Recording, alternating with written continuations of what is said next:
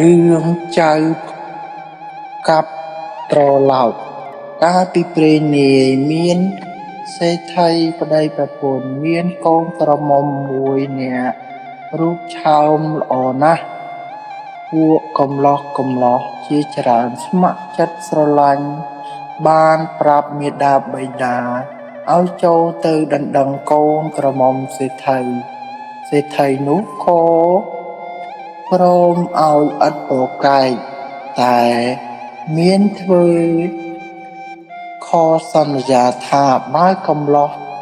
ឈ្មោះណាចង់បានត្រូវសង់ផ្ទះ5ល្វែងតែមួយថ្ងៃឲ្យហើយបើធ្វើមិនបានសេដ្ឋីនោះផ្ដាច់មិនឲ្យកូនក្រមុំទេកំឡោះដតីប៉ុន្មានខូចចិត្តខាតចំនួនជាច្រើនអ្នកដោយធ្វើផ្ទះមួយថ្ងៃមិនហើយសេដ្ឋីក៏ផ្ដាច់មិនឲ្យកូនក្រមុំខណៈនោះមានកំឡោះម្នាក់ជាអ្នកមានគំនិតមានឧបាយកលប្រាជ្ញាឈ្មោះថាចៅកាប់ត្រឡោកជាកូនអ្នកមានគ្រាន់បើបានសុំ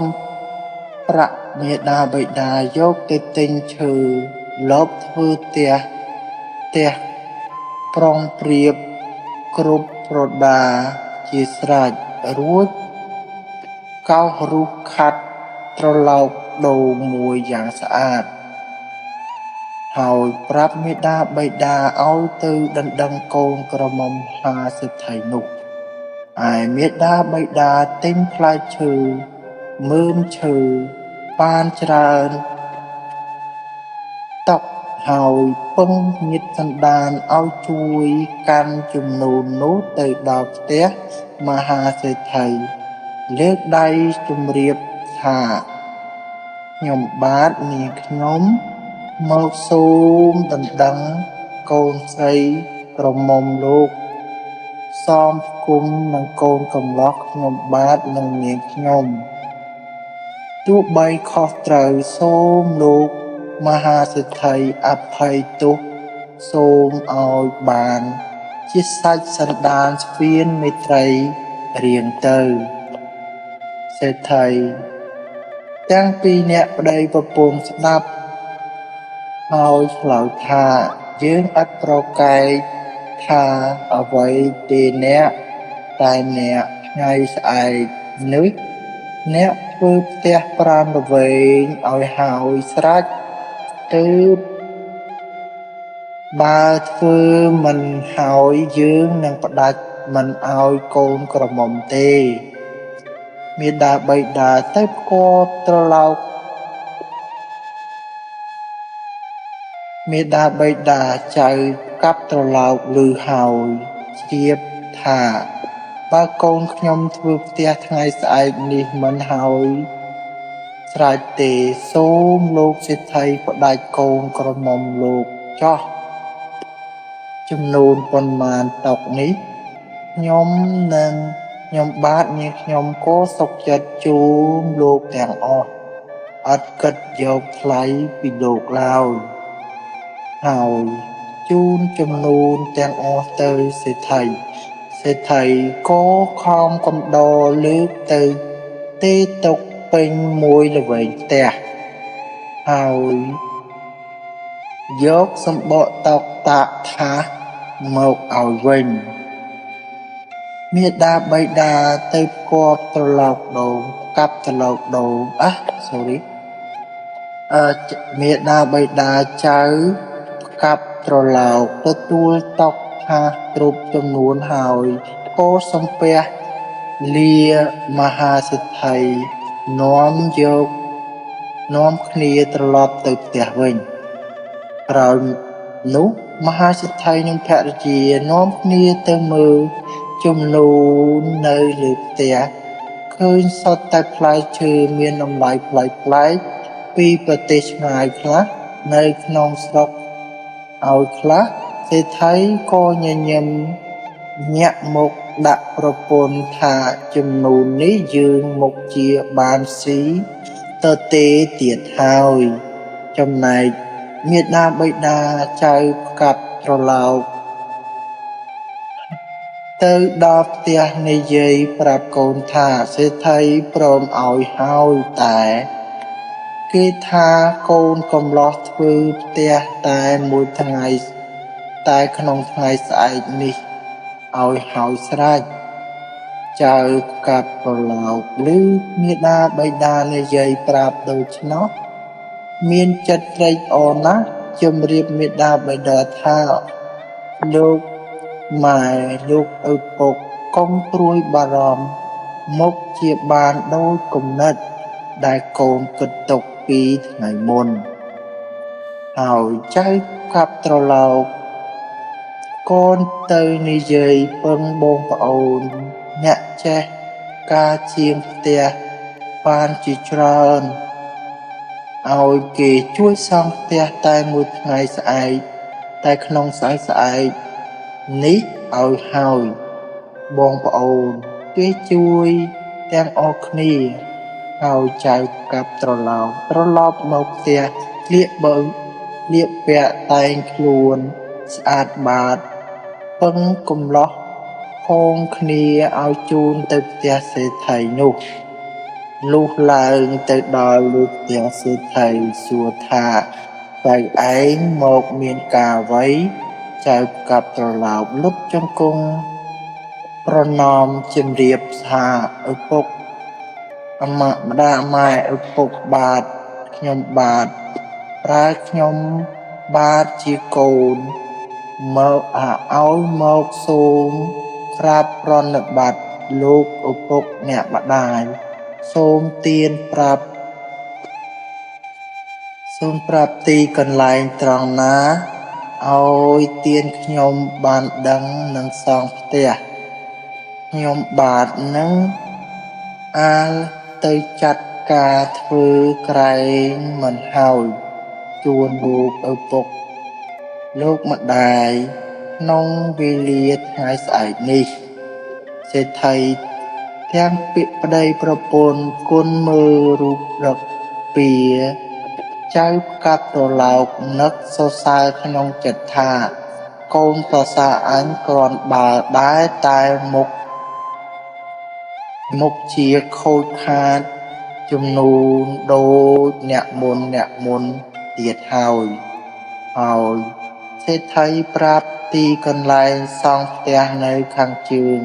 ឆ្ងាយពីអ្នកទីផ្ទះធំចំនួន5យាមចៅផ្កាត់ត្រឡោកបានឮសេដ្ឋីប្រាប់ហើយក៏ប្រាប់សំពះលានាំគ្នាត្រឡប់ទៅផ្ទះវិញលុះទៅដល់ប្រមូលបងប្អូនជួបជុំយកគ្រឿងផ្ទះដែលធ្ងន់ផ្ទុករទេះស្រាចពីយប់របស់ណាល្មមលីសែងក៏ចាត់ចែងពូកគងដាក់មុខគ្នាស្រេចលុះព្រឹកឡើងខ្លះដឹកនឹងរទេះខ្លះលើលីសែងទៅដល់ផ្ទះសេដ្ឋីខ្លះកាប់ដីខ្លះគិចរណ្ដៅសសរតាមຂ្នាតទំហំ5ល្វែងខ្ញុំធ្វើស្រស់គ្នាមិនឈប់តែពេលបរិភោគបាយរួចនាំគ្នាធ្វើទៀតតតែហើយស្រេចក្នុងវេលាថ្ងៃនោះរួចចៅផ្កាត់ត្រឡោក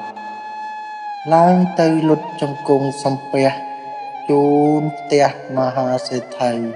ជាមេដាបិតាក្មេកហើយនាំគ្នាត្រឡប់ទៅផ្ទះវិញ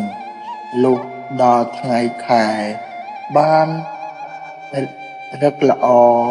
មាតាបិតាទាំងសងខាងក៏រៀបវិមង្គលការកូនរួចស្រេចឯចៅផ្កាត់ត្រឡោកលាក់ តែត្រឡោកនោះមិនឲ្យនរណាឃើញសោះដល់ពេលយប់រៀបសំដំណេករួចហើយក៏ដេកក្នុងផ្ទះជាមួយគ្នាចៅផ្កាប់ត្រឡោកយកត្រឡោកនោះទៅផ្កាប់គ្របពីលើស្វាសរួចស្លៀកសំពត់ចងក្បិនប្រយ័ត្នមិនឲ្យត្រឡោកធ្លាក់បានហើយ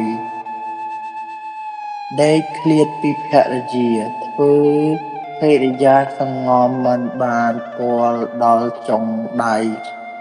ជើងភរិយានោះឡើយប្រើឧបាយយ៉ាងនេះអត់ធន់បាន3យប់ក្រោយទៀតនាងភរិយានោះ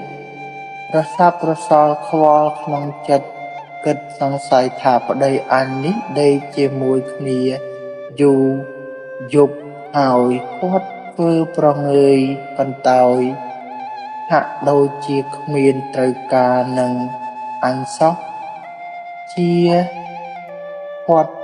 ខ្ទើយសៃលឹងគាត់គិតក្នុងចិត្តដូច្នោះហើយក៏ចង់ដឹងប្រថុយលើបលោកស្ទាបមើលឲ្យច្បាស់ចៅផ្កាប់ត្រឡោកដេកពុំលក់ទេតែធ្វើជាស្រមុកខុលនាងជាប្រពន្ធនោះលូកដៃស្ទាបតងស្វាសនោះពៀនទៅលើត្រឡោកកាប់រលីងស្រែងរលីងណែនដកដៃមកវិញគិតថាដីអញនេះនឹងថាខ្ទើយសៃលឹងមិនមែនសន្តានហាក់ដូចជាភេទស្រីតែព្រោះគ្មានប្រឡាយមុខគួរឲ្យឆ្ងល់ណាស់លុះព្រឹកឡើងសឹកប្រាប់ម្ដាយតាមដំណើរហើយលោកស្ទាបប្តីសពគ្រប់ម្ដាយឮហើយដកដង្ហើមធំថាអោកូនអញអើយមានប្តីក៏មិនដូចបរោះទាំងពួងឲ្យនឹកបន្ទោសកូនប្រសាប្រុសនោះថាបើវាគ្មានប្រដាប់ដូចប្រុសទាំងស្រុកទាំងពួងទេហេតុម្ដេចក៏ស្រឡាញ់កូនអញម្ល៉េះគិតហើយក៏ប្រាប់សេដ្ឋីជាប្តីតាមដំណើរកូនស្រីប្រាប់សពគ្រប់សេដ្ឋីស្ដាប់ហើយក៏គិតថាបើអញនិយាយខ្លាំងខ្មាស់អ្នកចិត្តខាងហើយអញនិយាយខ្សឹបខ្សៀវតែពីរអ្នកប្តីប្រពន្ធថាកូនប្រសាយើងនេះវាគ្មានបើដែរវាគ្រាន់បើដែរមកហើយគេអើយអាណិតវាឲ្យប្រឹកបណ្ណាការនឹងថ្ងៃថ្លៃផ្ទះ1500ណែនទៅវាហើយប្រាប់វាឲ្យទៅនៅជាមួយម៉ែវាវិញចុះគិតព្រមគ្នាហើយហៅកូនប្រសាមកជីឯមកនេះចៅផ្កាប់ត្រឡោកឮសេដ្ឋីឪពុកក្មេកហៅខ្លួនហើយក៏ទៅអង្គុយជិតសំពះសេដ្ឋីប្រាប់ថាឯងហាក់ដូចជាមិនស្រឡាញ់កូនអញសោះណាហើយចុះអញឲ្យប្រាក់1500ណែនឯងយកទៅផ្ទះឪពុកម្ដាយឯងវិញចុះរួចក៏រាប់ប្រាក់ប្រគល់ឲ្យសពគ្រប់ចំនួនចៅផ្កាប់ត្រឡោកទទួលប្រាក់ហើយជំរាបថាលោកឪពុកខ្ញុំបានសុំហັບធំមួយដាក់ប្រាក់យកទៅឲ្យ ទៅឲ្យដល់ផ្ទះខ្ញុំបាទផងសេដ្ឋីក៏ឲ្យហឹបដាក់ប្រាក់ចាក់ប៉ាវព្រាវឲ្យចាត់ប៉ាវព្រាវឲ្យសែងតាមចៅគាត់ត្រឡប់ទៅដល់ផ្ទះហើយជូនប្រាក់1500ណែនទៅនៅក្នុងហឹបទៅមាតាបិតាជំរាបរឿងសពគ្រប់ក៏ត្រឡប់មកផ្ទះសេដ្ឋីវិញលុះមកដល់ហើយចៅកាប់ត្រឡោកធ្វើរកកិរិយាសញ្ជប់សញ្ជឹងហាក់ដូចជារលឹកអាល័យសេដ្ឋីនិងភរិយានោះពន់ពេកសេដ្ឋីឃើញហើយក៏សួរថាឯងអញឲ្យប្រាក់ទៅនៅផ្ទះម៉ែឪឯងវិញហើយហេតុអ្វីក៏មិនទៅចៅផ្កាប់ត្រឡោកឡើយជំរាបសេដ្ឋីថាខ្ញុំបានរលឹកអាល័យលោកម៉ែលោកឪពុកនិងនាងជាភរិយាខ្លាំងណាស់សូមនៅទទួលទានដំណេកតែមួយយប់នេះទៀតព្រឹកឡើងខ្ញុំបាទសូមប្រណិប័តលាទៅផ្ទះវិញសេដ្ឋីប្តីប្រពន្ធនិយាយគ្នាថាឲ្យយើងឲ្យវាដេកមួយយប់ទៀតចុះវាមិនទាន់ជាអ្វីទេដូចជាដេកជាមួយនឹងប្រុសផងដែរផងគ្នាលុះពេលយប់បរិភោគបាយរួចចៅផ្កាប់ត្រឡោកក៏ចូលទៅដេកជាមួយភរិយាត្រឡោកក៏ផ្កាប់ដដែលដល់យប់នេះចៅនិងនាងភរិយាគិតថាយប់ស្អែកនេះប្តីអញទៅនៅផ្ទះគាត់វិញហើយអញចង់ស្ទាបសង្កេតឲ្យច្បាស់ឯចៅកាប់ត្រឡោកដេកពុំលក់ព្រោះកើតតម្រេកខ្លាំងដូចជាគេដួលត្រឡោកនាងភរិយានោះលុះដៃទៅប៉ះចំត្រឡោកលាក់ឮសូរតែខ្វក់ចៅផ្កាប់ត្រឡោកងាកហាងចូលទៅរួមរស់នឹងនាងភរិយានោះដោយកម្លាំងដ៏ខ្លាំងក្លាលុះព្រឹកឡើងនាងនោះនិយាយជម្រាបម្ដាយម៉ែអើយបើប្តីខ្ញុំលាទៅផ្ទះវិញសូមម៉ែអាណិតកូនខាត់កុំឲ្យគាត់ទៅមាតាសង្ស័យថាសួរកូននិយាយខ្សឹបជម្រាបមាតាបិតាថាដីខ្ញុំគាត់មានប្រដាប់ដូចប្រុសទាំងពួងមិនមែនជាខ្ទើយទេម្ដាយដឹងចិត្តកូនក៏ខ្សឹបជម្រាបសេដ្ឋីជាប្តីដោយស្ងាត់ថាកូនយើងទាំងពីរវាត្រូវចិត្តគ្នាហើយសេដ្ឋីឮភរិយានិយាយប្រាប់រឿងកូនសពគ្រប់ក៏តបថាកាលមុនឯងនិយាយប្រាប់អញក៏ជឿថាពិតមែនអញ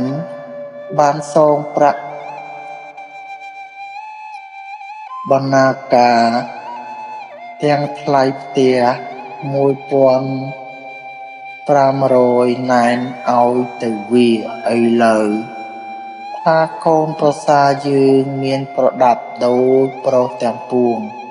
ណាស់ហើយចុះគេអើយបើត្រូវចិត្តគ្នាហើយប្រាក់ដែលយើងឲ្យកូនប្រសានោះដូចជាឲ្យទៅកូនយើងទេប្តីប្រពន្ធវាមានក្រជាមួយគ្នាចុះហើយសេដ្ឋីក៏ស្ងៀមស្ងាត់រាប់អានជាកូនតរៀងទៅលុះ ដល់សេដ្ឋីប្តីនិងភរិយាចាស់ជរាទទួលមរណភាពទៅវេលាណាស្ដេចក្នុងក្រុងនគរនោះទ្រង់ប្រទានប្រស្តាំង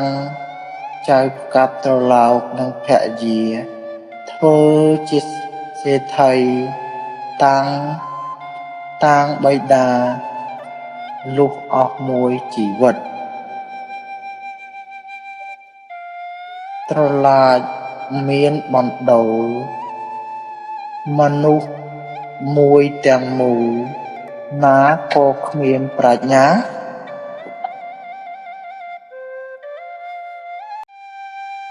រឿងបុរសចាក់ស្មុកកាលពីដើមមានបុរសម្នាក់ចេះចាក់ស្មុកបុរសនោះចង់បានខ្ញុំប្រើគោឡើងទៅចាក់ស្មុកលើចុងត្នោតហើយគិតតែម្នាក់ឯងថាបើអញចាក់ស្មុកមួយលក់បាន10សេនបើចាក់ស្មុកបាន1000អញនឹងលក់បាន100រៀលរួចអញសោះមនុស្សប្រើលួសមនុស្សប្រើបើប្រើមិនបានដូចចិត្តអញនឹងធាក់វាយវាបុរសនោះមិនគ្រាន់តែគិតក្នុងចិត្តក៏យាដៃលើកទាំងជើងធាក់ធៀងត្នោតក៏របូតខ្លួនធ្លាក់ពីលើចុងត្នោតតែបានដៃស្រវាជាប់ស្លឹកត្នោតជាប់ទាន់ក៏នៅតែតោកដូចគេព្យួរគ្រានោះមានត្រមាក់ដំរីម្នាក់ជិះដំរីមកជិតនោះបុរសនោះស្រែកថាបើអ្នកណាជួយដាក់ខ្ញុំពីលើចុងត្នោតបានខ្ញុំសុខចិត្តទៅបម្រើលោកអស់មួយជីវិតត្រមាក់ដំរីឮហើយមានចិត្តត្រេកអរបរដំរីចូលទៅក្រោមដើមត្នោតឈរលើខ្នងដំរីដៃតោងជើងបរោះនោះជាប់ដូចជាអង្រួនខ្នងដំរីនោះដំរីក៏ដើរទៅត្រមាក់ដំរីក៏ព្យួរជាមួយនឹងបរោះនោះគ្រានោះមានមនុស្សទំពេក4នាក់ដើរស្វែងរកមនុស្សទៅបម្រើប្រពន្ធគ្រប់គ្នាលុះដើរទៅដល់ក្រោមដើមត្នោតនោះត្រមាក់ដំរីនិងបុរសចាក់ស្មុកស្រែកថាបើលោកអ្នកណាជួយខ្ញុំឲ្យរួចពីចុងត្នោតនេះខ្ញុំទាំងពីរនាក់សុខចិត្តទៅបម្រើលោកអស់មួយជីវិតទំពេកទាំង4នាក់នោះឮហើយត្រេកអរណាស់គិតថាបានដូចសេចក្តីប្រាថ្នាក៏ស្រែកថាយើងទាំង4នាក់នឹងជួយអ្នកឲ្យរួចទំពេក4នាក់ឈរក្រោមដើមត្នោតយកសំពត់ចងកខ្វែងទល់មុខគ្នាជា4ជ្រុងហើយស្រែកប្រាប់ទៅបរោះចាក់ស្មុកនិងត្រមាក់ដំរីថាចូលអ្នកទាំងពីរអ្នកទម្លាក់ខ្លួនពីលើចុងត្នោតនោះមកចោះបុរសចាក់ស្មុកនិងត្រមាក់ដំរីទម្លាក់ខ្លួនទាំងពីរនាក់មកលើសំពត់ដែលបុរសទំពេកទាំង4អ្នកចងនោះដោយគេទាញសំពត់ជាប់នឹងកទំពេកទាំង4ជល់ក្បាលគ្នាស្លាប់ទាំង4នាក់ទៅឯត្រមាក់ដំរីនិងបុរសចាក់ស្មុកឃើញទំពេកទាំង4អ្នកស្លាប់ដូច្នោះភ័យណាស់ក៏ទៅនិយាយនឹងយាយចាស់ ម្នាក់ថាបើយាយគិតដូចម្ដេចឲ្យបានសុខយើងទាំងពីរនាក់នឹងទៅនៅបម្រើអ្នកឲ្យលោកយាយទាល់អស់ជីវិតយាយចាស់និយាយថាដូចនិយាយចាស់មានចិត្តត្រេកអរដោយប្តីខ្លួនទៅកាប់ព្រៃចំការនៅក្នុងព្រៃឯព្រៃហើយនិយាយថាបើដូច្នោះអ្នកយកខ្មោចទាំង4នោះមកដាក់ក្នុងផ្ទះចងរុំឲ្យស្រេចរួចយាយចាស់ឲ្យយកខ្មោចមួយចេញពីផ្ទះមកយំស្រែកគាត់យំស្រែកយំអ្នកស្រុកសួរគាត់ប្រាប់ថាប្តីគាត់ស្លាប់ហើយអ្នកស្រុកក៏ជួយយកខ្មោចនោះទៅដុតយាយចាស់ប្រាប់ថាសូមអ្នកទាំងអស់ដុតធ្វើឲ្យល្អកុំឲ្យប្តីខ្ញុំគាត់បិទប្តីខ្ញុំគាត់ស្រឡាញ់ខ្ញុំណាស់កាលដែលគាត់នៅរស់នោះលុះគេយកទៅដុតខ្មោចទី1ទៅដុតហើយយាយចាស់ស្រែកយំស្រែកថាប្តីខ្ញុំទៅផ្ទះទៀតហើយអ្នកស្រុកក៏យកទៅដុតទៀតលុះដុតទៅដល់គម្រប់4លើកទើបឃើញតាចាស់ប្តីជេរនោះចេញពីចំការចេញពីព្រៃចំការមានខ្លួននោះប្រឡាក់សុទ្ធតែខ្ជូងពួកអ្នកស្រុកឃើញក៏នាំគ្នាដេញចាប់តាចាស់នោះយកទៅដុតទាំងរស់ឲ្យស្លាប់ទៅរយោងដូចសម្លកំអំពឹស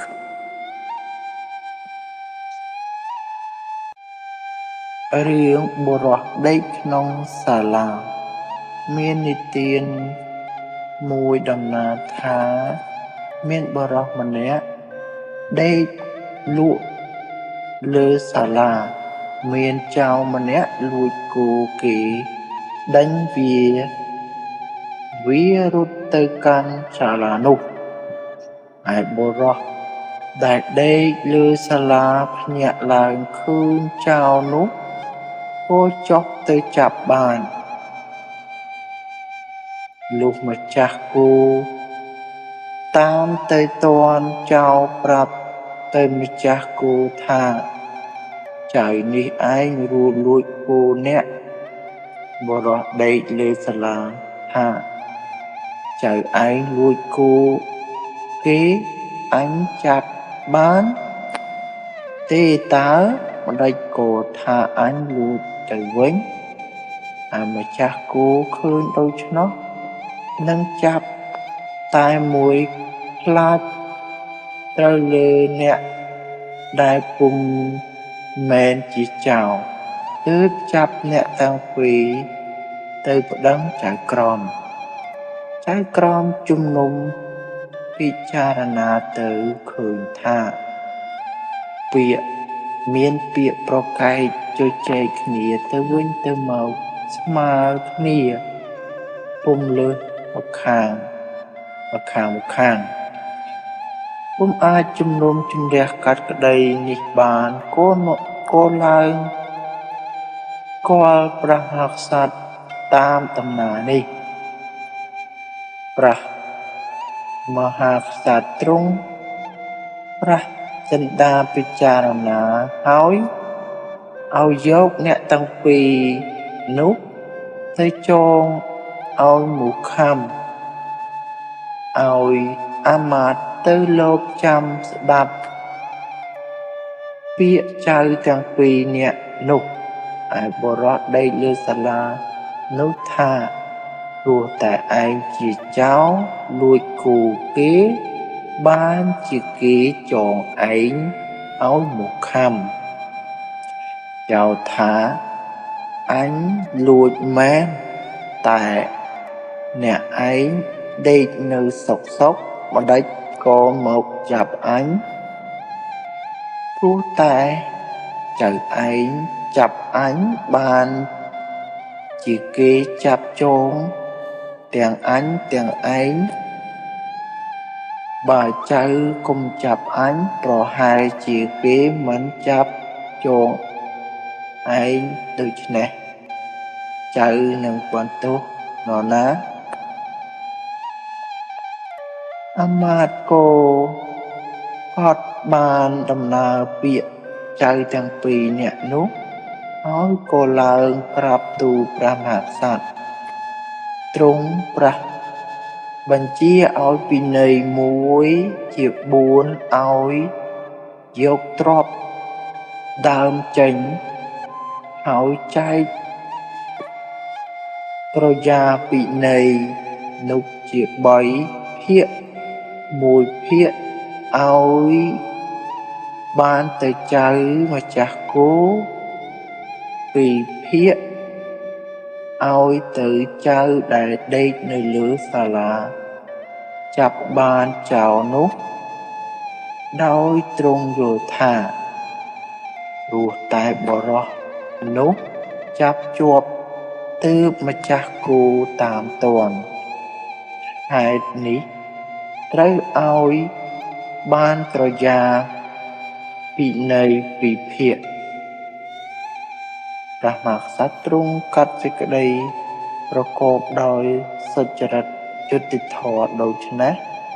ហើយបុរសទាំងនោះប្រាប់មង្គមលាគ្នាទៅផ្ទះអាត្មារៀងខ្លួន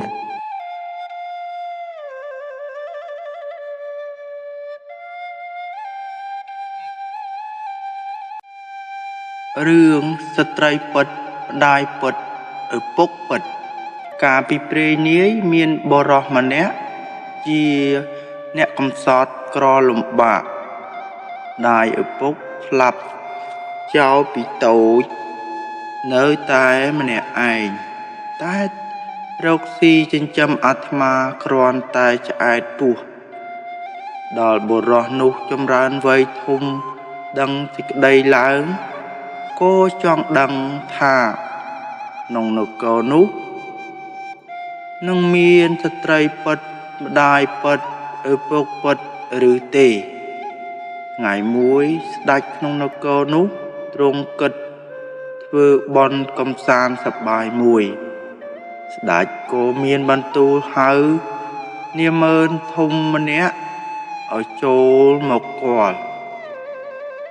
មកដល់ទ្រង់បង្គាប់ឲ្យនាម៉ឺននោះចេញទៅធ្វើរោងសង់សាលាបុណ្យនៅត្រើយស្ទឹងម្ខាងឯស្ទឹងនោះមានស្ពានសួរឆ្លងទេមានស្ពានសួរឆ្លងទេនាម៉ឺននោះធ្វើរោងសង់សាលារួចជាស្រេចវិលមកក្រាបទូលស្ដេចទ្រង់ឲ្យរៀបភ្ញីផ្កាស្លាម្លូគ្រប់បរិក្ខារជារណ្ដាប់បុណ្យហើយស្ដេចយាងចេញកាន់តិចចុងព្រះរាជរោងដោយជួបជុំមន្ត្រីតូចធំហែស្ដេចជាងចូលរោងបុណ្យហើយបរិសនោះឮថាស្ដេចធ្វើបុណ្យដូច្នោះក៏មានសេចក្តី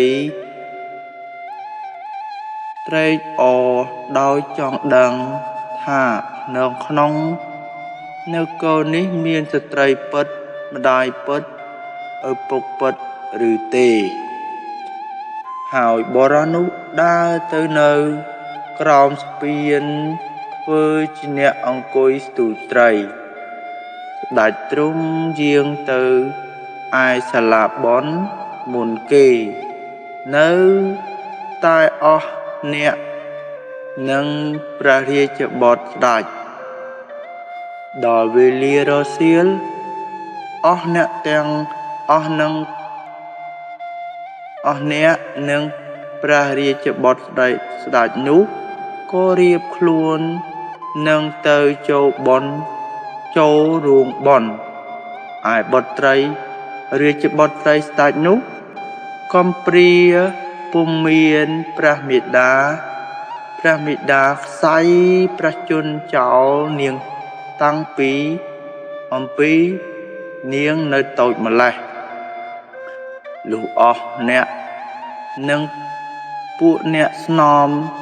ក្រមការឆ្លងស្ពានហួសអស់ទៅនៅតែព្រះរាជបុត្រកំព្រាជាក្រោយគេដល់នាងយាងទៅដល់ស្ពាននាងតោតទៅឃើញបរោះកំសត់អង្គុយស្ទួយត្រីនៅក្រោមស្ពាននាងឈប់ពុំហ៊ានយាងហួសទេអស់ពួកស្រីបរិវារសួរនាងថាម្ចាស់ដូចម្ដេចបានជាឈប់ទើបនាងមានព្រះបន្ទូលសវណ្ណីប្រាប់ទៅអស់អ្នកពួកស្រីថាបានជាខ្ញុំឈប់ត្បិតមានបរោះម្នាក់អង្គុយក្រោមស្ពាននៅទៅដូចម្ដេចនឹងបានអស់ស្រីសាលោហិតថាម្ចាស់យាងទៅមិនអីទេខ្លាចអ្វីមនុស្សកំសត់ដូចមនុស្សឈួតនាងឆ្លើយឡើងថាកុំស្រដីដូច្នោះមិនត្រូវទេធម្មតាគេជាបរោះទុកជាទោះជាគេឈួតព្រើល្ងងខ្លៅដូចម្ដេចក៏យើងជាស្ត្រីមិនត្រូវដើររំលងក្បាលគេទេអស់ពួកស្រីវាស្ដីហៅឲ្យថានៃអ្នកកំឡោះអង្គុយស្ទួយត្រីក្រោមស្ពានដើរចេញម្ចាស់យើងយាងទៅធ្វើបន់បរោះនោះឮស្ត្រីស្រដី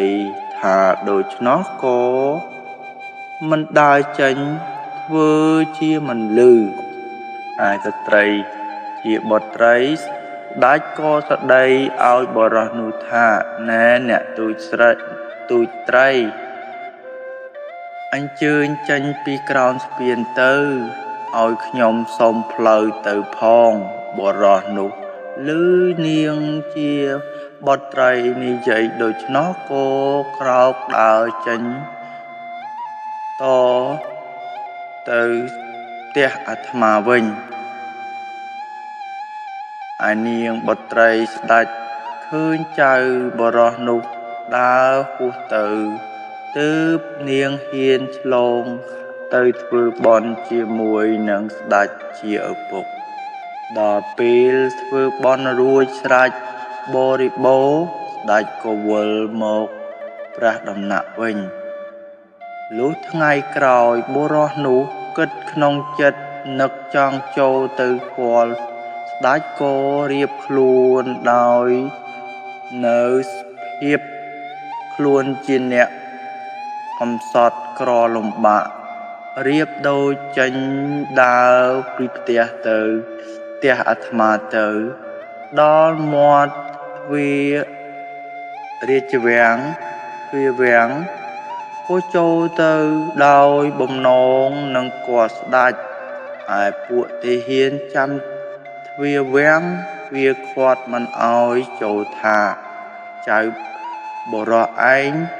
រូបក៏អាក្រក់សម្ពុតក៏ចាស់ដាច់មិនគួរចូលក្នុងទីវាំងស្ដេចទេបរោះនោះគិតក្នុងចិត្តថាអញគិតធ្វើដូចម្ដេចឲ្យបានជ្រាបដល់ស្ដេចនឹងឲ្យហៅអញចូលហើយនិយាយទៅនឹងពួកទាហានចាំទ្វារថាអ្នកកុំខាត់ខ្ញុំត្បិតខ្ញុំឃើញក្នុងនគរស្ដេច ឥតមានស្ត្រីពិតម្ដាយពិតឪពុកពិតទេចៅបុរសចៅប្រុសនិយាយតែប៉ុណ្ណោះក៏អង្គុយស្ងៀមនៅមាត់ទ្វារនោះទៅពុំនិយាយស្ដីនឹងអ្នកណាទៀតឡើយលុះស្ដេចចេញកាន់ចុងព្រះរាជរោងអស់នាម៉ឺនតូចធំតូចក៏មកជួបជុំគ្នាគាល់ស្ដេចនាយទាហានចាំទ្វារសង្ស័យណាស់ក៏ចូលទៅក្រាបទូលស្ដេចថាមានចៅបុរសកំសត់ម្នាក់មិនដឹងមកពីណាចង់ចូលមកគាល់តែទូលប្រះបង្គំជាខ្ញុំខាត់មិនអោយចូលត្បិតបរោះនោះស្លៀកពាក់សំពត់ដាច់ដាច់លិចមុខលិចក្រោយតែចៅបរោះនោះនិយាយនឹងទូលប្រះបង្គំថាអ្នកឯងមិនត្រូវខាត់ខ្ញុំទេត្បិតខ្ញុំយល់ឃើញថាក្នុងព្រះនគរនេះគ្មានស្ត្រីពិតម្ដាយពិតឪពុកពិតចៅប្រុសនោះនិយាយតែប៉ុណ្ណោះក៏នៅស្ងៀមទៅដាច់ទ្រង់ជ្រាបដូច្នោះទ្រង់សួរទៅនាយទាហានថាចុះឥឡូវចៅបុរសនោះនៅទីណានៅឯណាឯនាយទាហានទូលថានៅឯមាត់ទ្វារវាំងទើបស្ដេចមានព្រះបន្ទូលថាបើដូច្នោះអាមាត្យឯងទៅហៅវាមកមើលអាមាត្យរត់ទៅហៅបុរសអង្គុយនៅមាត់ទ្វារប្រាប់ថាណែចៅបុរសដាច់មានបន្ទូលឲ្យចៅបុរសឯងចូលទៅចៅបុរសនោះក៏ដើរទៅជាមួយនឹងអាមាត្យទៅដល់ហើយក្រាបថ្វាយបង្គំស្ដេចហើយអង្គុយគាល់ក្នុងទីដ៏សមគួរទៅស្ដេចតបឃើញអាមាត្យនាំចៅបុរសនោះមកដល់ទ្រង់មានបន្ទូលថាចៅបុរសឯងនិយាយថាក្នុងក្នុងនគរអញនេះគ្មានស្ត្រីពិតម្ដាយពិតឪពុកពិតទេតែចៅប្រុសឯងថាដូច្នោះមែនឬដូចម្ដេច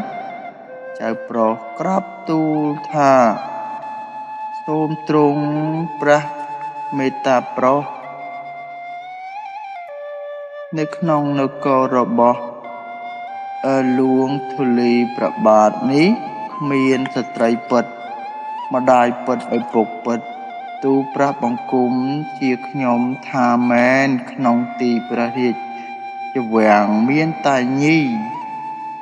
ទូលព្រះបង្គំជាខ្ញុំថាមែនម្ដាយពិតឪពុកពិតគ្មានទូលព្រះបង្គំជាខ្ញុំថាមែនហើយចៅប្រុសចូលតបទៅស្ដេចទៀតថាសូមទ្រង់មេត្តាប្រោសឯស្រីពិតមានតែមួយគឺព្រះរាជបុត្របើព្រះករុណាពិសេសនោះទើបហៅថាស្ត្រីប្រណលក្ខណាជាស្រីដែលជាក់ជាស្រីពិតមែនដាច់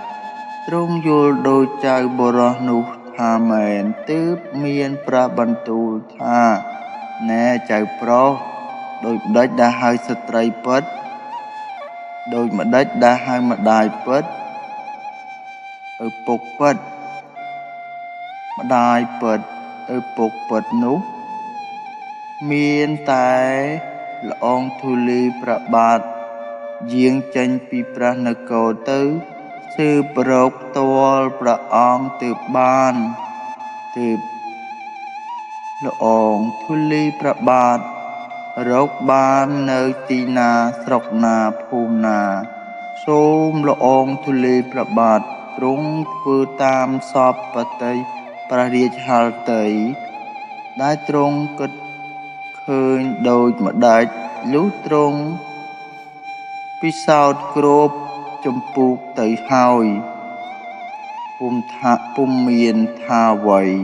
ទើបហៅពេញថាជាស្ត្រីពិតម្ដាយពិតឪពុកពិតស្ដេចទ្រង់ជ្រាបសពប្រការហើយទ្រង់នឹកក្នុងព្រះចិន្តាថាចៅប្រុសនេះនិយាយត្រូវប្រកបមែនទ្រង់ព្រះរាជប្រទាននៅមាសប្រាក់សម្ពុតអាវឲ្យចៅប្រុសនោះទ្រង់ផ្ដាំថាចៅប្រុសឯងកុំទៅណាឆ្ងាយទៅចាំអញបើអញរកស្ត្រីពិតម្ដាយពិតឪពុកពិតបានហើយអញវិលមកវិញថ្ងៃណាអញនឹងឲ្យបរោះឲ្យចៅប្រុសឯងធ្វើជា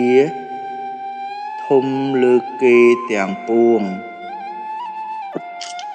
ហើយស្ដេចទ្រង់បង្គាប់នាម៉ឺនធំម្នាក់ឲ្យធ្វើផ្ទះមួយឲ្យចៅប្រុសនោះនៅទ្រង់ផ្ដាំនាម៉ឺននោះឲ្យជប់លៀងចិញ្ចឹមចៅនោះរៀងទៅក្នុងពេលដែលស្ដេចទ្រង់យាងចេញចាកព្រះនគរទៅរកស្រីពិតម្ដាយពិតឪពុកពិតនោះស្ដេចមានប្រាប់បន្ទូលហៅនាម៉ឺនធំម្នាក់ដែលជាអ្នកសម្រាប់រាជការក្នុងព្រះនគរឲ្យមើលរក្សាព្រះរាជវាំងត្បិតទ្រង់យាងចេញទៅរកស្ត្រីពិតម្ដាយពិតឪពុកពិតហើយទ្រង់រៀបដំណើរភៀសព្រះអង្គជាមួយបុរសកំសត់ម្នាក់យាងចេញទៅក្នុងវេលាយប់ស្ងាត់ពុំឲ្យនរណាមួយដឹងឡើយឲ្យដឹងពីបុត្រីដែលជាធំនឹងចៅប្រុសនោះប៉ុណ្ណោះហើយស្ដេចយាងទៅធ្វើជាអ្នកកំសត់លំបាកពុំឲ្យអ្នកណាស្គាល់ជាស្ដេចឡើយស្ដេចយាងទៅដល់ស្រុកមួយជាព្រំព្រះនគរឃើញតាចាស់និយាយចាស់ប្តីប្រពន្ធស្ដេចក៏ចូលទៅសុំសម្រាកនៅផងពីដូនតានោះក៏ព្រមឲ្យនៅដល់នៅយូរបន្តិចទៅឃើញកូនគេក្នុងស្រុកនោះមានរូបឆោមលោមពណ៌ល្អក៏មានចិត្តនឹកចង់បានទើបនិយាយនឹងយាយចាស់ថាតាយាយចាស់ថាតាយាយអើយឥឡូវនេះចៅឃើញកូនគេមួយរូបឆោមពណ៌ល្អសមជាប្រពន្ធខ្ញុំដូច្នោះសូមតាយាយទៅផ្ដាំឲ្យខ្ញុំទៅដណ្ដឹងឲ្យខ្ញុំតាយាយឆ្លើយហើយអោចៅអើយខ្លួនតាយាយសពថ្ងៃនេះជាអ្នកកំសត់អត់ឃ្លានលំបាកណាស់នឹងទៅដណ្ដឹងកូនគេតើនរណាគេនឹងឲ្យដាច់ប្រាប់ថាយាយទៅដណ្ដឹងគេចោះប្រាប់ថាខ្ញុំឲ្យមកសុំដណ្ដឹងគេថាមិនអីទេគេមិនថាអីទេយាយនោះទីតានោះក៏ទៅដណ្ដឹងកូនក្រមុំគេតាមពាក្យចៅប្រើ តាយាយទៅដល់ព្រះផ្ទះអ្នកដែលមានកូនក្រមុំនោះក៏ឡើងទៅអង្គុយលើផ្ទះអ្នកនោះសួរថាតាយាយមករកអ្វីតាយាយឆ្លើយថាខ្ញុំមកសូមជម្រាបអ្នកលាក់បាំងអីនឹងអ្នកចៅខ្ញុំឲ្យមកសុំដណ្ដឹងកូនក្រមុំឯម្ដាយឪពុកនាងនោះនៅក្នុងចិត្តថាតាយាយនេះប្តីគោគាត់ហ៊ានមកដណ្ដឹងកូនអញឲ្យចៅគាត់ហើយអ្នកដែលមានកូនក្រមុំនោះនិយាយនឹងតាយាយនោះថាយាយខ្ញុំឲ្យប៉ុន្តែតាយាយឯងនាំចៅកំឡោះមកឲ្យយើងមើលសិនបើល្អសមនឹងកូនយើងឲ្យមិនថាអ្វីទេតាយាយលាគេវិលមកផ្ទះវិញនិយាយប្រាប់ចៅថាបើចៅឯងល្អសមនឹងរូបនឹងកូនគេឲ្យប៉ុន្តែគេឲ្យចៅទៅឲ្យគេមើលរូបសិនបើសមនឹងកូនគេមិនថាអីទេ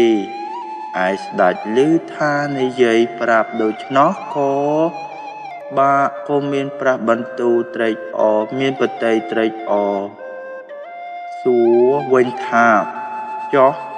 ឲ្យទៅថ្ងៃណាតាយាយឆ្លើយថាព្រឹកស្អែក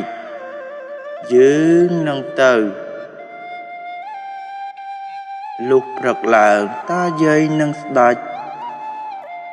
ចៅនាំគ្នាទៅផ្ទះអ្នកមានកូនក្រមុំនោះ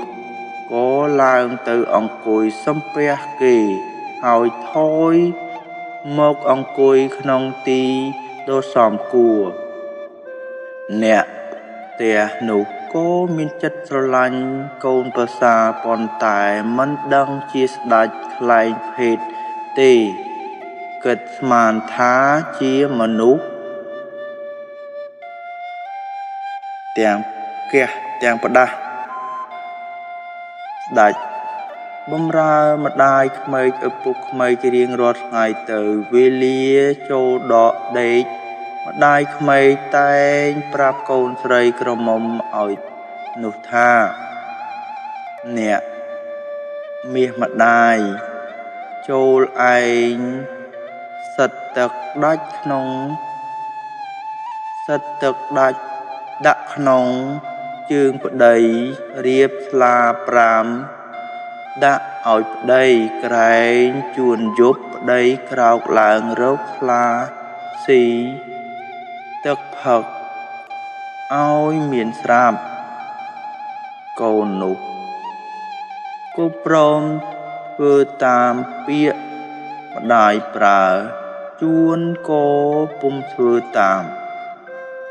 ដល់ថ្ងៃមួយស្ដេចធ្វើជាទៅងូតទឹកម្ដាយក៏ប្រាប់កូនថានាងម្ដេចមិនយកផ្តិលទៅតាមប្ដីងូតទឹកនាងក៏ជាកូនក្រមុំនោះក៏ពុំទៅតាមពាក្យម្ដាយប្រើស្ដេចនោះទៅយូរបន្តិចក៏វិលមកវិញដល់វេលាល្ងាចស្ដេចធ្វើជាផឹកស្រាស្រវឹងពុំដឹងខ្លួនក្អួតក្អែប្រែប្រាស់ខ្លួនននាលពាសពេញល្វែងផ្ទះឯម្ដាយក្មេកឃើញកូនប្រសាស្រវឹងក៏ស្ដីប្រាប់ទៅកូនក្រមុំថានាងឯងម្ដេចមិនយកទឹកទៅលាងកំអួតកូនស្រីឆ្លើយថាទេមនុស្សអីប្រមឹកស្រាដូច្នេះស្ដេចឮដូច្នោះក៏ព្រឹកឡើងស្ដេចលាម្ដាយក្មេកឪពុកក្មេកទៅផ្ទះយាយចាស់ តាចាស់ប្រាប់យាយតាអំពីដំណើរកូនក្រមុំនេះក្រមុំគេដែលយាយទៅដណ្ដឹងឲ្យនោះថាតាយាយអើយនាងនោះនឹងខ្ញុំមិនបានជាគូព្រេងសំណាងនឹងគ្នាទេសូមតាមយាយប្រគល់តាយាយប្រគល់កូននោះទៅឲ្យគេវិញចោះតាយាយក៏ទៅជូនព្រេងសំណាងកូនគេតាមពាក្យចៅប្រើទៅដល់លើផ្ទះនិយាយថាខ្ញុំសូមជូនព្រេងសំណាងកូនអ្នកផងត្បិតចៅខ្ញុំថាពុំមានព្រេងនឹងកូនអ្នកទេរួចតាយាយក៏លាមកផ្ទះអាត្មាវិញលុះព្រឹកឡើង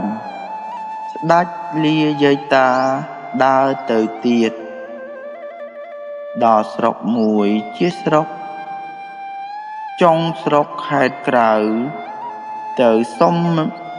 ម្រាកនឹងផ្ទះដូនចាស់តាចាស់ក៏ព្រមតាចាស់យាយចាស់ក៏ព្រមដាច់ក៏នៅធ្វើការរកស៊ីនឹងយាយតាតែសពថ្ងៃ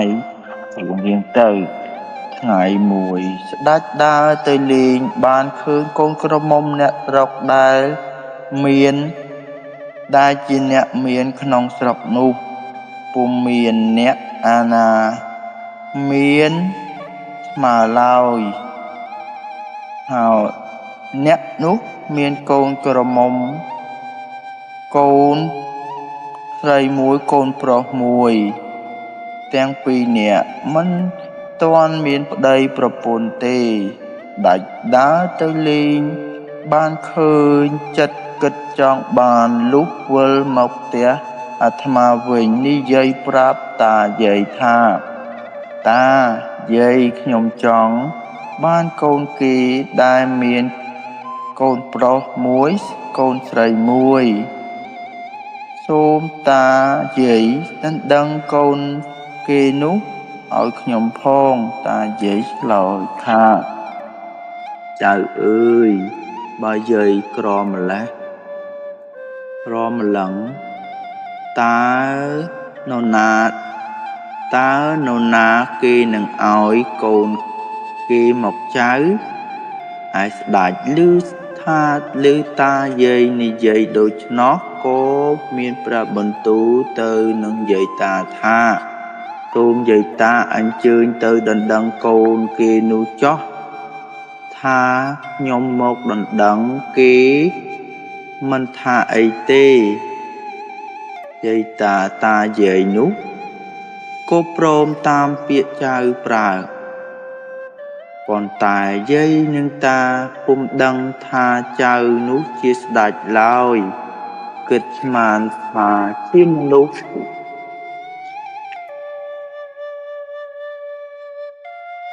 ផ្ដាស់ដទៃក៏ដណ្ដឹងកូនគេក៏ព្រមឲ្យស្ដេច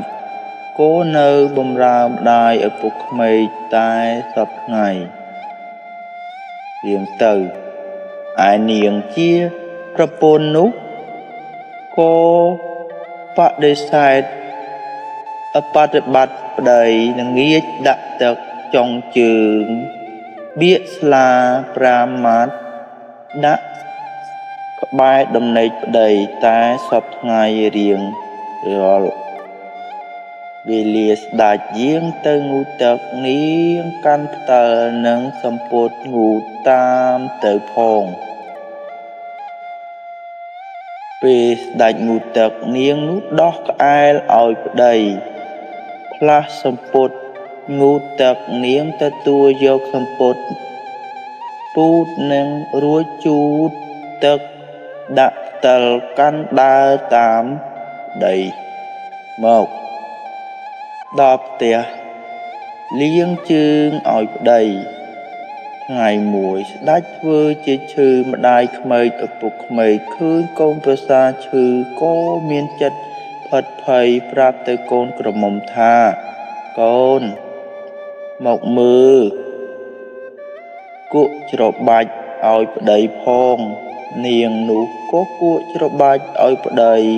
ប៉ុន្តែដាច់នឹងនាងពុំទាន់រៀបការនៅឡើយទេឯ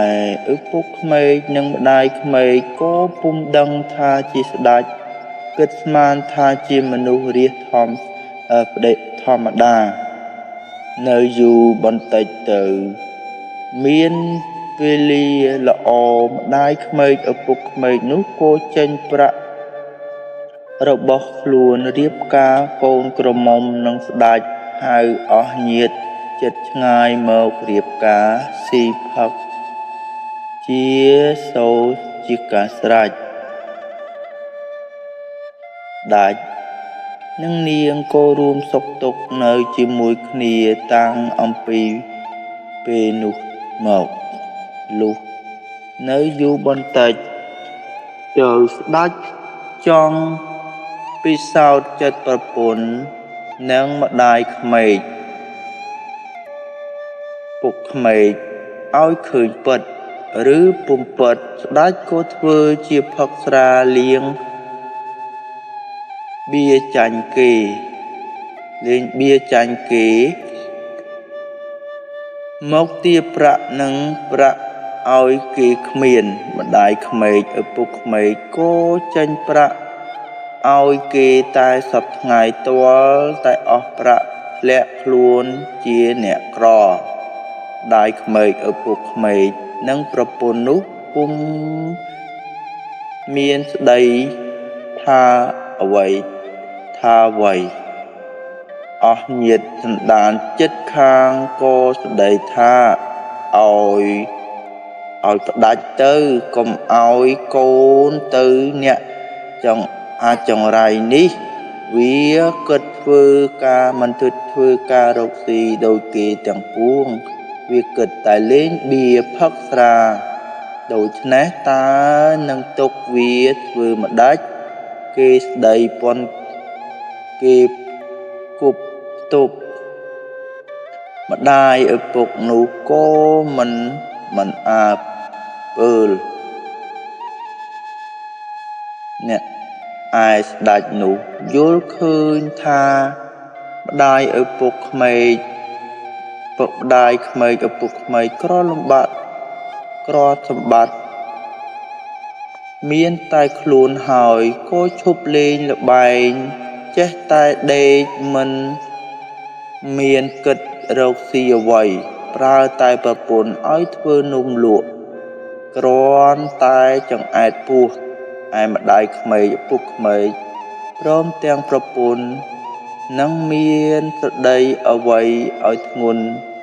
ពាក្យឲ្យកូនប្រសាតូចចិត្តក៏គ្មានស្ដេចទ្រង់នឹកក្នុងព្រះចិន្តាថាឲ្យចៅប្រុសមានប្រាជ្ញាយល់កាយ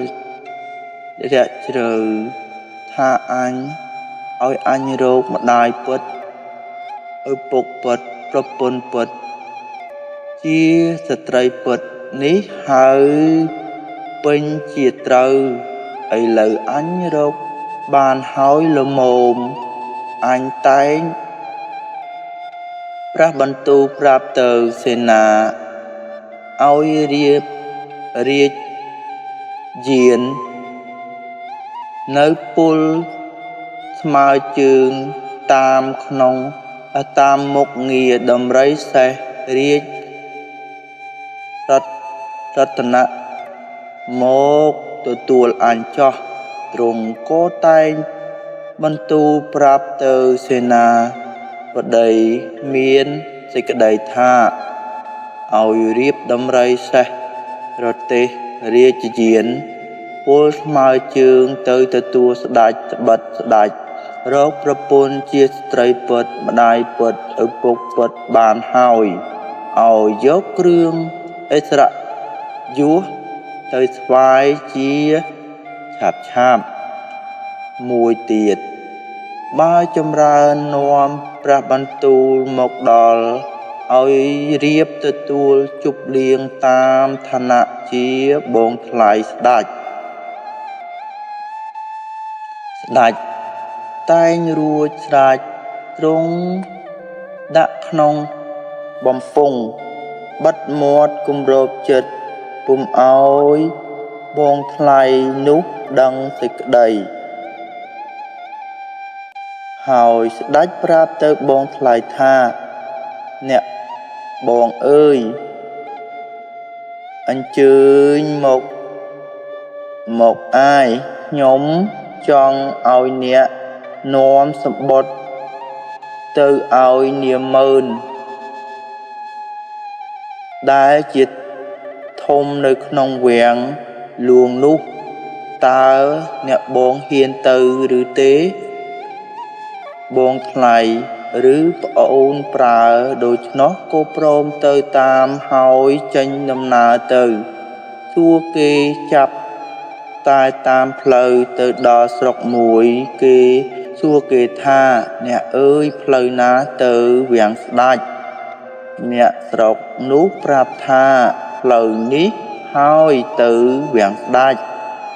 បងថ្លៃស្ដេចនោះក៏ចេះតែដើរសួរគេរៀងទៅលុះដល់ទៅមាត់ទ្វារវាំងក៏សួរទៅនាងម៉ឺនទាហានយាមទ្វារថាអ្នកនឹងហើយឬដែលគេហៅថាវាំងលួងនាយទាហានសង្ស័យក៏សួរថាអ្នកឯងមកពីណាបានជាមកសួររកវាំងលួងបងថ្លៃស្ដេចឆ្លើយថាខ្ញុំនាំសម្បត្តិប្អូនខ្ញុំមកឲ្យនាងម៉ឺនធំដែលនៅក្នុងរាជវាំងនេះនាយទាហាននោះឮដូច្នោះក៏នាំចូលទៅដល់នាងម៉ឺនដែលនៅចាំក្នុងវាំងនាងម៉ឺនធំក៏ទទួលយកសម្បត្តិបើកមាត់បំពង់ឡើងអានដឹងសេចក្តីនៃព្រះបន្ទូលថាយើងរកព្រះមហេសីជាស្ត្រីពិតហើយឲ្យនាំគ្នារៀបចំទៅទទួលយើងឯបម្រើដែលនាំបន្ទូលនោះត្រូវជាបងថ្លៃយើងបើបានមកដល់ឲ្យទទួលរៀបជប់លៀងតាមភាពជាព្រះញាតិស្ដេចនាងម៉ឺនធំនោះក៏ចាត់សម្បត្តិឲ្យកេណ្ឌដំរីសេះរទេះជាយាតរាជយានពលថ្មើជើងតែងដោយមុខងារ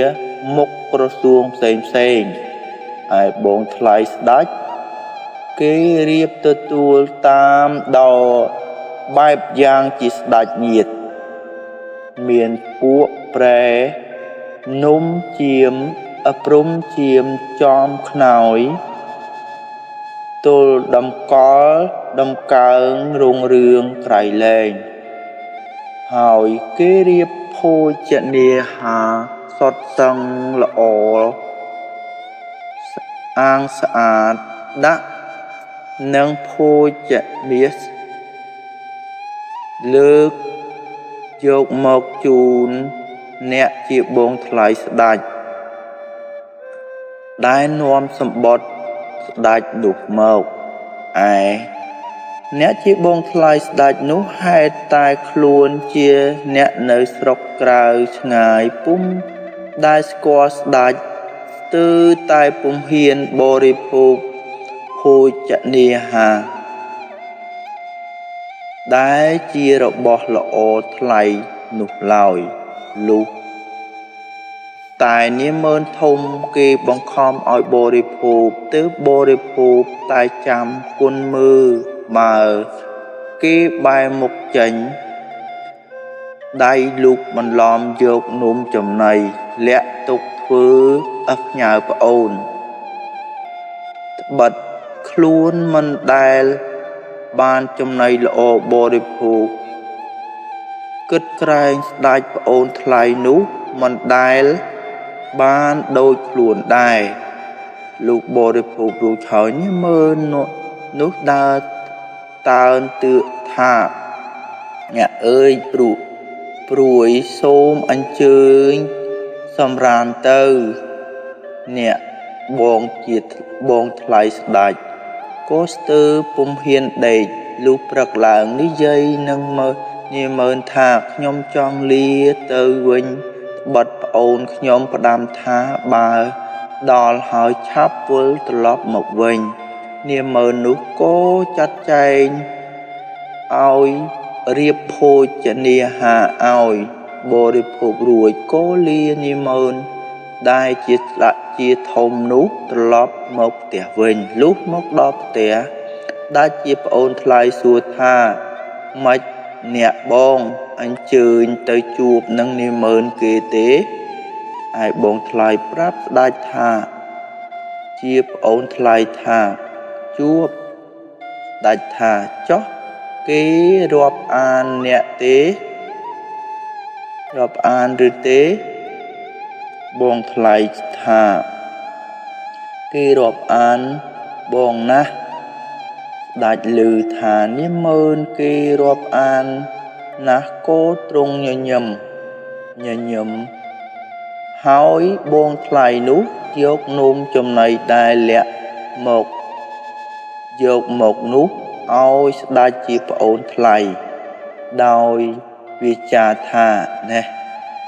ប្អូនបងលាក់នំគេពីវាំងស្ដេចយកមកជូនផ្ញើប្អូន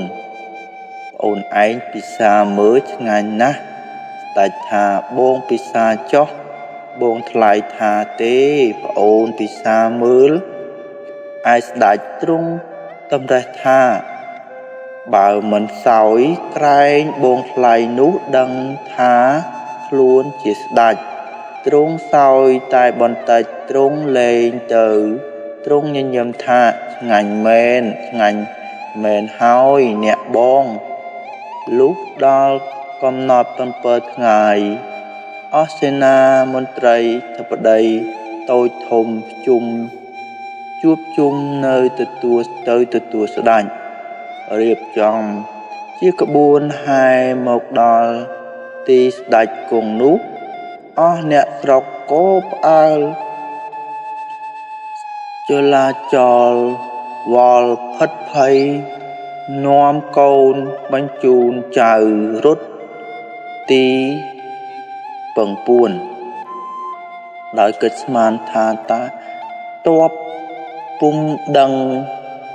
ជាគេមកទទួលស្ដេចសោះលុះនាយមើលគេចូលមកជិតផ្ទះដែលស្ដេចគង់នៅនោះម្ដាយក្មេកឪពុកក្មេកក៏ផិតភ័យរត់ចូលទៅប្រាប់កូនប្រសាឯងក្នុងផ្ទះថាកូនអើយតបមកពីណាច្រើនណាស់ឬគេមកចាប់កូនត្បិតកូនលេងបៀជំពាក់គេទេដឹងអើយដាច់ឮម្ដាយភ្នែកពុកក្មេកប្រាប់ដូច្នោះក៏ទ្រង់មនីចេញទៅរៀនហាលខាងមុខអស់នាយមើលទាំងពួងមានក្រឡាហោមយមរាជចក្រីវាំងជាដើមឃើញស្ដេចទ្រង់ឈរនៅរៀនហាលក៏សុទ្ធតែដើរអោនតោចូលមកក្រាបថ្វាយបង្គំស្ដេចរាល់គ្នាដាច់មានបន្ទូលថាអស់លោកអស់នាយមើលក្រឡាហោមយមរាជចក្រីវាំងសុខសប្បាយរាល់គ្នាទេឬអស់នាយមើលឆ្លើយព្រមគ្នាថាប្រកាសណាថ្លៃពិសេសសុខសប្បាយជាទេឯម្ដាយក្មេកឪពុកក្មេកលោកតែភ្ញាក់ផ្អើលលោកតែ ញាក់អើខ្លួនព្រឺតនិយាយគ្នាខ្សឹបថាកូនប្រសាយើងជាស្ដេចទេតា ឯពួកបងប្អូនញាតិសន្តានដែរនៅជិតខាងគោភ្ញាក់ខ្លួនរាល់គ្នាលាន់មាត់ថាយីវើយលេងមិនបានទេស្ដេចទេតាហើយមានចិត្តគិតបារម្ភភ័យតែរៀងខ្លួនក្រែងស្ដេចយកទោសត្បិតខ្លួនយល់ទាល់មិនចូលចិត្តនឹងស្ដេចថាដាច់ចេះតែលេងបៀផឹកស្រាមិនរកស៊ីដល់ដឹងជាស្ដេចក៏ភ័យក្រោយរាល់គ្នាអស់នាម៉ឺនក្រាបទូលសួរស្ដេចថាសូមទ្រង់ព្រះមេត្តាប្រោសព្រះរាជទេពីដែលល្អងទូលេប្របាទថារកបានហើយនោះតើនៅឯណាទើបស្ដេចមានប្រាប់បន្ទូលថាឲ្យទៅលក់នំលោតទៅហើយអស់នាម៉ឺនស្ដេចថាប្រើទៅឲ្យលក់នំលោតក៏ញញឹមរាល់គ្នាទើបក្រាបហើយក្រាបទូលថាទ្រង់ប្រើឲ្យទៅលក់នំលោតឯណាដាច់ទ្រង់ប្រាប់មានបន្ទូលថាទៅលក់នំលោតនៅភូមិគេខាងជើងអស់នាម៉ឺនបានដឹងដូច្នោះក៏រៀបយានទៅតាមស្ដេចទ្រង់មានព្រះបន្ទូលថាបើទៅតាមត្រូវមើលតែអ្នកណាពាក់អាចកំបុតដៃពាក់អាវកំបុតដៃទូលល្អីចាស់យួរឆ្នាំងស្កររិចមាត់នឹងហើយជាប្រពន្ធយើងនាម៉ឺនទាំងនោះក៏ចាត់នាម៉ឺនមួយពួកឲ្យនាំព្រះរាជយានទៅតាមជួបនឹងនាងមកពីលក់នំលោតក៏ស្រែកហៅថា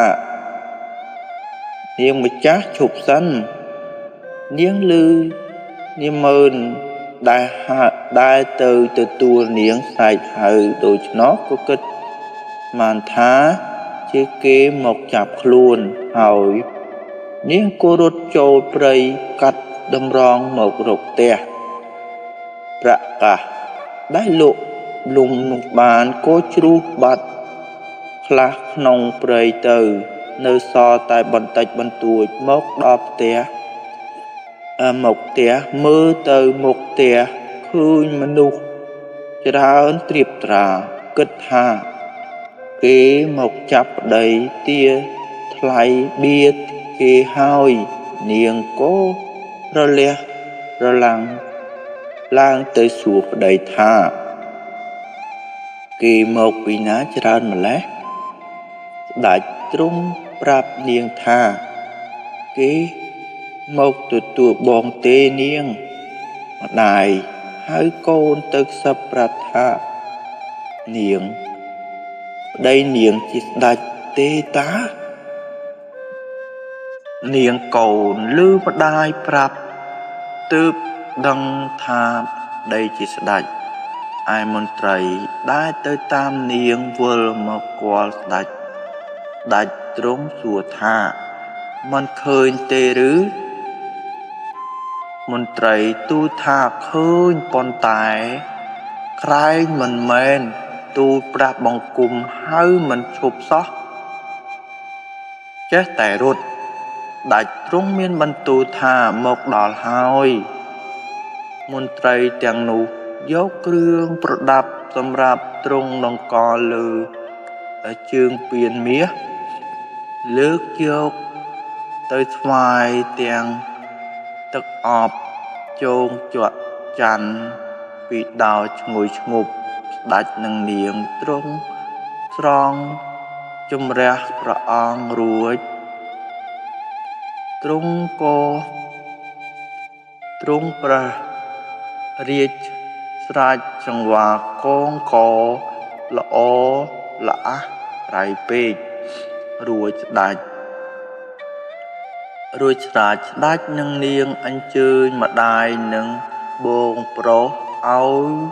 ឡើងជិះដំរីសេះទៅអស់នាម៉ឺនក៏ហែស្ដេចទៅចូលព្រះរាជវាំងដល់ហើយទ្រង់គង់នៅក្នុងព្រះរាជវាំងរូងទ្រង់ឲ្យហៅបុរសនោះមកប្រាប់ថាចៅបុរសឯងមើលនេះជាស្ត្រីពិតម្ដាយពិតឪពុកពិតមែនឬទេឬក៏មិនមែនទេចៅបុរសនោះប្រាប់បង្គំទូលថានេះហើយហៅពេញជាស្ត្រីពិតម្ដាយពិតឪពុកពិតសូមទ្រង់ជ្រាបទេស្ដេចរៀបអភិសេកនាងឡើងជាអគ្គមហេសីឯបងប្រុសនោះទ្រង់តាំងឲ្យធ្វើជាអគ្គមហាសេនាម្ដាយទ្រង់តាំងធ្វើជាសម្ដេចបរមវាំងរាជជននេះឪពុកទ្រង់តាំងព្រះវរាជជនករួចជាសួរសូរសម្រេចស្ដេចឲ្យទៅយកយាយចាស់តាចាស់ដែលដណ្ដឹងនាងម្ដាយថ្វាយស្ដេចនោះមកធ្វើផ្ទះឲ្យនៅហើយទ្រង់ចិញ្ចឹមថែរក្សាតទៅយូរបន្តិចទៅស្ដេចទ្រង់នឹកភ្នែកថាចៅប្រុសនេះមានគុណនឹងអញហើយមានប្រាជ្ញាយល់ការរាក់ជ្រៅស្គាល់លក្ខណៈស្រីប្រុសហើយទ្រង់ឲ្យហៅមកទ្រង់បង្គាប់ឲ្យសង់រោងការអាពាហ៍ពិពាហ៍សម្រាប់មង្គលការផ្សំផ្គុំព្រះរាជបុត្រីនិងចៅប្រុសនេះរៀបចំរួចស្រេចស្ដេចទ្រង់អភិសេកបុរសនេះនិងបុត្រីនិងព្រះរាជបុត្រីឲ្យព្រះឲ្យជាមហាឧបរាជក៏នៅជាសុខសប្បាយតទៅដល់ស្ដេចទ្រង់ព្រះជរាទ្រង់ក៏ដាក់រាជឲ្យព្រះមហាឧបរាជជាព្រះបុត្រសោយរាជស្នងព្រះអង្គរក្សាអំណាចប្រជានុរាស្ត្រជាសុខសប្បាយតរៀងអងប្រាជ្ញាបុណ្យផងកើតដោយប្រណិប័តរឿងហោនិងតាចាស់ដូនចាស់កាលពីព្រេងនាយមានហោម្នាក់ជាអ្នកទាយគុនគូមើលឈុតណាស់ហោនោះនៅស្រុកជាមួយនឹងតាចាស់យាយចាស់មានកាលថ្ងៃមួយតាចាស់ដូនចាស់គាត់នាំគ្នាទាំងពីរនាក់ទៅនេសាទត្រីនៅបឹងក្បែរភូមិគាត់ពេលនោះគាត់រត់បានត្រីរស់មួយហើយបានទន្សាយមួយលងទឹកមួយដល់ពេលល្ងាចគាត់ត្រឡប់មកផ្ទះវិញគាត់យកទន្សាយគ្របនិងអង្រុតទុកនៅកណ្ដាលច្បារបន្លែខាងមុខផ្ទះគាត់ត្រីរស់គាត់ដាក់ក្នុងទ្រុងប្រោះទុកនៅក្នុងពាង នៅចិត្តច្បាប់បន្លាគាត់បន្លែគាត់ក្បែរកន្លែងទុកនោះក្បែរកន្លែងទុកទន្សាយដល់ព្រឹកឡើងតាចាស់យាយចាស់គិតថាយើងទៅរកហោទាយមើលថាព្រឹកនេះយើងបានម្ហូបអីស៊ីបើហោទាយនោះទាយត្រូវសឹមជឿថាពូកែមែន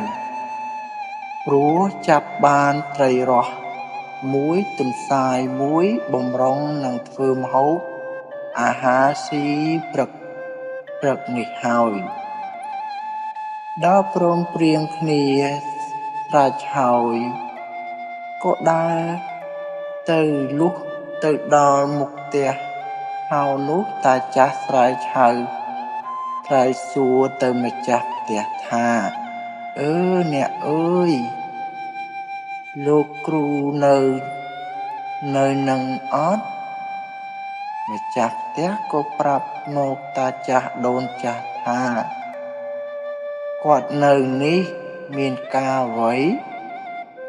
តាចាស់អញ្ជើញចូលមក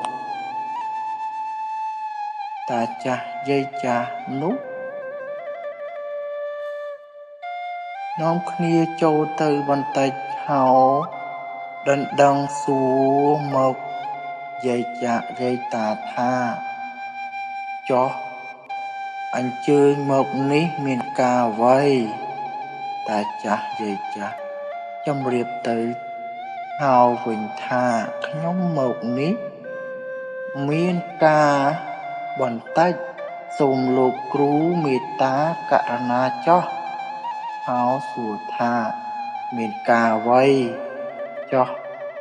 តាមកចុះថាមកចុះតាចាស់យាយចាស់ថាអោលោកគ្រូអើយយើងខ្ញុំទាំងពីរនាក់នេះអត់មកហូបអាហារទទួលទាន2-3ថ្ងៃហើយតើព្រឹកនេះនឹងបានអ្វីទទួលទានឬទេហើយចាប់ក្តារឈ្នួនឡើងវាយលេខមើលឲ្យតាយាយមើលរួចស្រេចក៏ជំរាបតាយាយថាព្រឹកនេះលោកយាយលោកតាឯងមុខជាលិតប្រហុកក្នុងពាងតាយាយឮហៅថាដូច្នោះ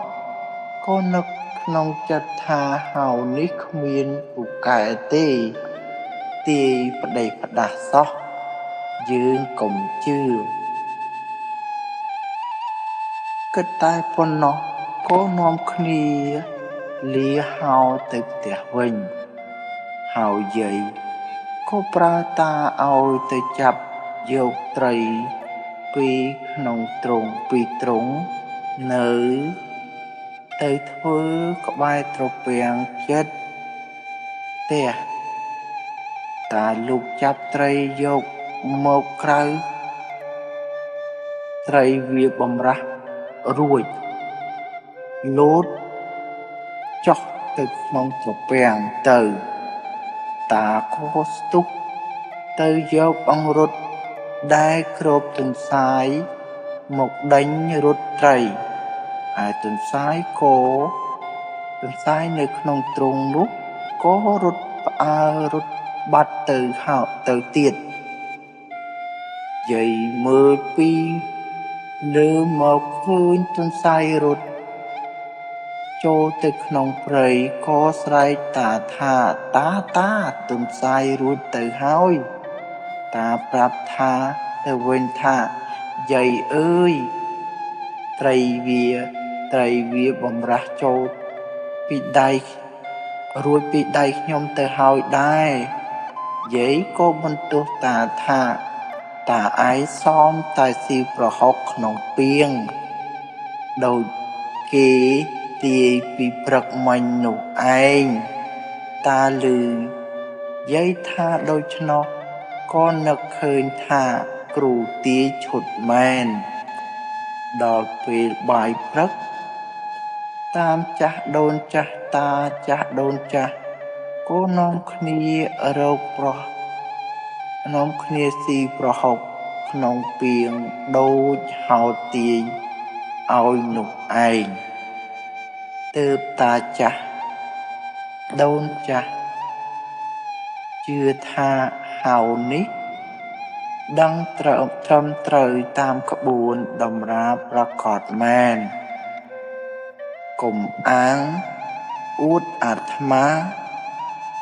ថ្មាស់តម្រាប្រាជ្ញព្រេងនាយ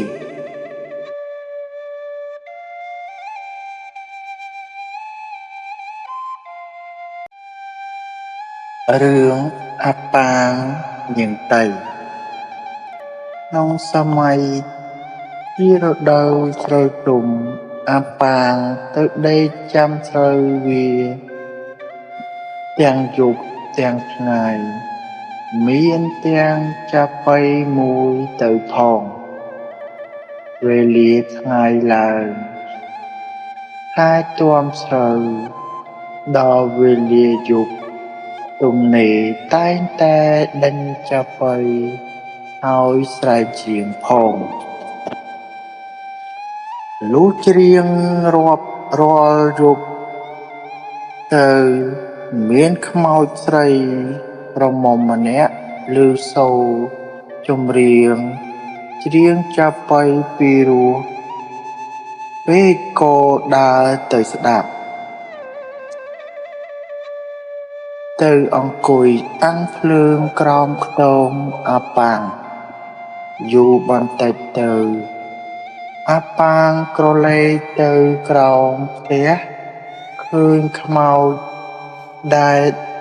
តំណែងខ្លួននោះអង្គុយអាំងភ្លើងអាប៉ាងសួរទៅថាអាណាអង្គុយក្រោមខ្ទមនោះមេខ្មោចប្រាប់ថាខ្ញុំអាប៉ាងថាប្រហែលជាខ្មោចទេឬមេខ្មោចឆ្លើយថាខ្មោចថាមិនខ្មោចអាប៉ាងសួរថាបងឯងឈ្មោះអីមករកអីមេខ្មោចឆ្លើយថាខ្ញុំឈ្មោះតៃខ្ញុំមកស្ដាប់ចាប៉ីអាប៉ាងថាឡើងមកបើមកស្ដាប់ចាប៉ីមេខ្មោចឡើងទៅអង្គុយជិតអាប៉ាងអាប៉ាងក៏ស្រឡាញ់គ្នាយកជាប្តីប្រពន្ធទៅដល់រួចស្រូវមេខ្មោចនោះសួរទៅអាប៉ាងថាឥឡូវរួចស្រូវហើយតើឯងព្រមយកអញឬទេបើឯងមិនយកអញនឹងកាត់ក៏កាត់យកឯងអាប៉ាងថាអញព្រមយកប៉ុន្តែចាំអញដឹកស្រូវទៅទុកផ្ទះសិនលុះអាប៉ាងដឹកស្រូវទៅយកទៅទុករួចហើយក៏ត្រឡប់មកយកមេតៃនោះវិញមេកតៃក៏នាំអាប៉ាងទៅជម្រាបសួរពួកបងប្អូនខ្មោចទាំងអស់ទាំងប៉ុន្មានរួចក៏នៅជាមួយគ្នាទៅប្រហែលបាក់ជាង1 ខែពួកខ្មោចទាំងប៉ុន្មានបបួលគ្នាព្រមទាំងអាប៉ាងឲ្យទៅរកបាញ់សត្វមកធ្វើអាហារអាប៉ាងក៏ទៅជាមួយនឹងពួកខ្មោចនោះលុះទៅដល់កណ្ដាលព្រៃដើមដែលខ្មោចទាំងពួងសម្គាល់ថា ដើមឈើទាលបានប្រទះនឹងកង្កែបមួយខ្មោចទាំងនោះស្រែកថាប្រយ័ត្នវើយកូនយើងដំរីធំណាស់ទៅហើយអាប៉ាងឮគេស្រែកថាដំរីក៏ប្រឹងរកមើលមិនឃើញដំរីសោះឃើញតែកង្កែបលោតមកត្រង់មុខអាប៉ាងក៏ចាប់ដាក់ក្នុងភ្នក់សំពត់ទៅខ្មោចទាំងអស់នោះចេះតែស្រែកថាប្រយ័ត្នវើយដំរីមួយធំណាស់ហើយស្រែកសួរអាប៉ាងថាឃើញដំរីឬទេអាប៉ាងស្រែកថាមិនឃើញទេពួកខ្មោចក៏នាំគ្នាដើរមកដល់ជិតអាប៉ាងហើយថាទៅអាប៉ាងទៅផ្ទះយើងរកសត្វមិនបានទេអាប៉ាងថាអញបានកង្កែបមួយមកទាំងនោះសួរទៅអាប៉ាងថាយ៉ាងដូចម្ដេចអាប៉ាងកង្កែបនោះឯងចែកឲ្យយើងរាល់គ្នាស៊ីផងអាប៉ាងយកកង្កែបចេញពីថ្នាក់ហើយបង្ហាញទៅពួកខ្មោចនោះឃើញក៏នាំគ្នារត់ប្រងព្រាតអស់ទៅហើយវាមានវាចាថាទុកដីមីកន្ទៃឲ្យនៅមិនបានទេព្រោះវាខ្លាំងពូកែណាស់វាហ៊ានចាប់ដំរីយកទៅដាក់ក្នុងខ្នក់សំពត់វាបើដូច្នេះយើងឲ្យអាប៉ាងនេះទៅនៅមិនបានទេវាឲ្យវាទៅវិញទៅអាប៉ាងក៏បានរួចខ្លួនហើយត្រឡប់ទៅផ្ទះវិញល្ងងមើលតែខ្មោច